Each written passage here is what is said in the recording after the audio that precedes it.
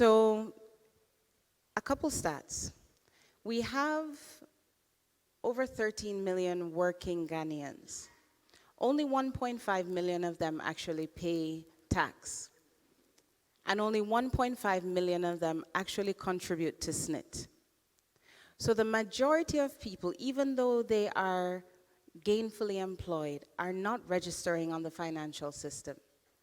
In the investment banking industry, according to our regulator's website, we have 128 fund management companies and 34 mutual funds. But I can tell you that that number is likely to go down, because we've been going through a widespread cleanup of the financial services sector, and our turn will come as well. So the fact is, and the whole point is, our industry has challenges. Now, on top of that, you layer on the fact that very few people actually understand investing. And that becomes your opportunity. So investment banks, there are 4 key things we need to provide to the public. 1, advice and education. 2, we need to be able to provide account opening options. We need to allow people to deposit and withdraw easily. And we don't have an ATM service. So it's a very, very different playing field. And then we need to be able to keep people up to date with the performance of their funds. So digitization is about helping us to improve the reach and create multiple channels for people to invest. Here are the challenges. Number 1, service providers. The majority of fintech service providers that we interact with don't understand investment banking. So they think we are commercial banks and they bring commercial banking solutions to us. And it doesn't work. So I'm challenging you guys in the room, look at the investment banking industry as well. 2, investor confidence is at an all-time low. People, they don't know where to put their money, they don't trust institutions. But at the same time, we're telling them, trust the process enough that you can even do without the human interaction. But investment banking is very high touch. So you need to find a way to apply digitization in a high touch industry. The third thing is the regulator. They will tell you they don't have resources. They have created this regulatory sandbox for us, but again, it's not really working the way it should. So therein lies the opportunity. Access. Number 1. And these are more questions than anything. How can we use digitization to give advice and to educate? What that means is, opening an investment account is different from opening a bank account. It's not something that you pass your salary through or you write a check. You don't get a savings account. Before you can invest, you're actually supposed to educate the person. And the way our regulator sets it up, you're supposed to have an interaction with a licensed financial advisor. How do you digitize that process?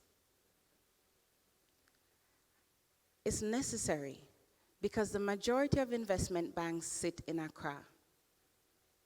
But Ghana has 16 regions. So how do you apply digitization so that you can reach every area in Ghana? How do you help people to open accounts from wherever they are? How do you get people to deposit? And the funny thing about investment banks versus commercial banks is we are not deposit-taking institutions. So what that means is you come, you bring your money, but there's a commercial bank sitting inside an investment bank. And they're the ones that collect the money and hold the money for the investors. And so the fintech companies need to know that difference and then be able to design for that difference. Monitoring performance. How do you do that? How do you make it easy for people to stay up to date? So I'll show you what, briefly, Databank does. And we're still, in my opinion, far away from where we need to be. But this is how we've even used digitization for a bit. We have our website, yes, mobile app, you can open an account online, you can deposit through Visa, MasterCard, mobile money, and as I learned this morning, we use APIs to connect with a number of partner banks. So there are 7 partner banks that we have, and that I learned today is called open banking, if I've gotten it right. But the whole point is that we share our data with the banks so that you can go into any bank branch and give them your account number and they can pull up all your details and you deposit. So that's how we're using it. When you withdraw, you can get your money using a token, or you can get it to your mobile money wallet. Also, you can check your balance through the mobile app, online, IVR, so you can call.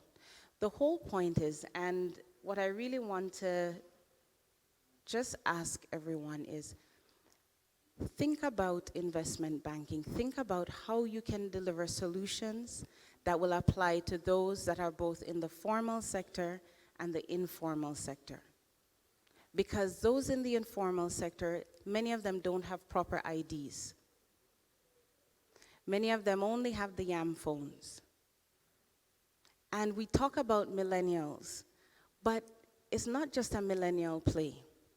You still need to consider your Generation X, your boomers, those that are 60, who will still live another 20, 30 years.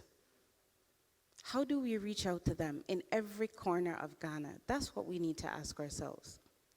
So as it relates to investment banking, my goal today is just to say, please, fintechs, don't just think commercial banking. Think about the various streams within financial services and apply your solutions to each. That is how we will be able to move financial inclusion forward. That's it. Thank you very much.